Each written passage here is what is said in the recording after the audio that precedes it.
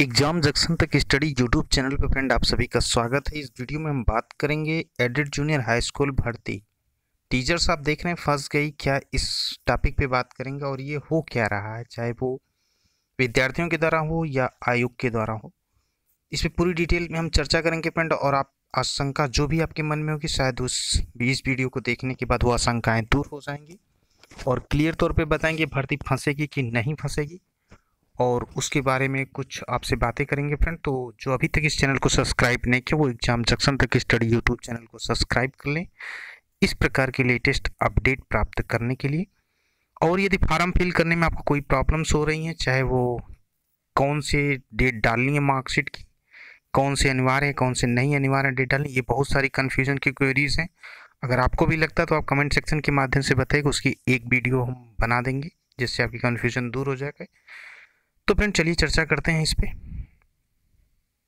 ये फ्रेंड अशासकीय सहायता प्राप्त जूनियर हाई स्कूल में जो 1894 पद के जो फॉर्म फिल किए जा रहे हैं, जिसकी लास्ट डेट 17 मार्च है, इसमें ऐसे अभ्यर्थियों को बाहर कर दिया गया जिनके स्नातक में 50% से कम अंक हैं। सचिव परीक्षा नियामक प्राधिकारी आवेदन शुरू होने के बाद वेबसाइट पर बिना तारीख के नोटिस चस्पा करती है कि यदि स्नातक में 50% से कम अंक होने की स्थिति में भर्ती के लिए ऑनलाइन आवेदन वे अभ्यर्थी न करें जिनका बीए में 50% से कम है। अब आगे कहा जा रहा है कि यदि ऐसे अभ्यर्थी अप्लाई कर दिए हैं तो उनका आवेदन जो है निरस्त हो जाएगा। अब ये कहाँ तक तर्क संगत है, इस पे भी चर्चा करेंगे। इसमें विकल्प क्या है, इसकी भी चर्चा करेंगे। क्या ये कानूनी तौर पे वैध है कि नहीं है, इन सब के बारे में आपको हम बताएंगे इस वीडियो में फ्रेंड। अब यहाँ पे सचिव महोदय का कहना है कि 18 फरवरी को जो शासनादेश उत्तर प्रदेश मान्यता प्राप्त बेसिक स्कूल यानी कि जूनियर हाई स्कूल अध्यापक भर्ती की जो शर्तें होती हैं वो नियमावली है 1978 7वां संशोधन, और ये 2019 की अधिसूचना जो 4 दिसंबर 2019 का इन्होंने हवाला दिया है सचिव महोदय, इसके आधार पर जो है 50% होना अनिवार्य है। अब इन लोगों की दलील है कि हालांकि अभ्यर्थियों का जो दलील है वो कह रहे हैं कि बीएड के नियम जो है ये भी सच है, सरकारी आवश्यकता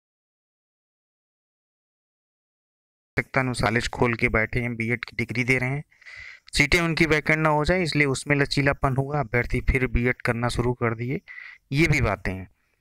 पर स्नातक में 50% के आधार पर जो वो बीएड कर रहे हैं किए भी हैं, ये भी सच है। और आवेदन शुरू होने के 11 दिन में 2 लाख से अधिक अभ्यर्थी जो रजिस्ट्रेशन अब तक कर चुके हैं और 1 लाख से अधिक फार्म को अंतिम रूप से जो फिल कर दिए फ्रेंड। ये तो डिटेल हुई फार्म के बारे में, बीएड के बारे में।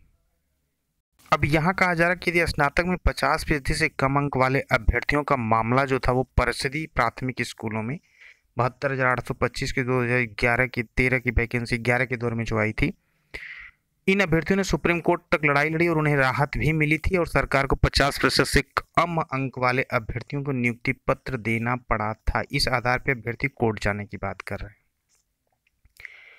और इसमें एडेड जूनियर हाई स्कूल भर्ती में स्नातक में 50% से कम अंक होने पर बाहर किए जा रहे अभ्यर्थी कोर्ट जाने की तैयारी कर रहे हैं। तो ये फ्रेंड तैयारी कर रहे हैं कोर्ट जाने के लिए।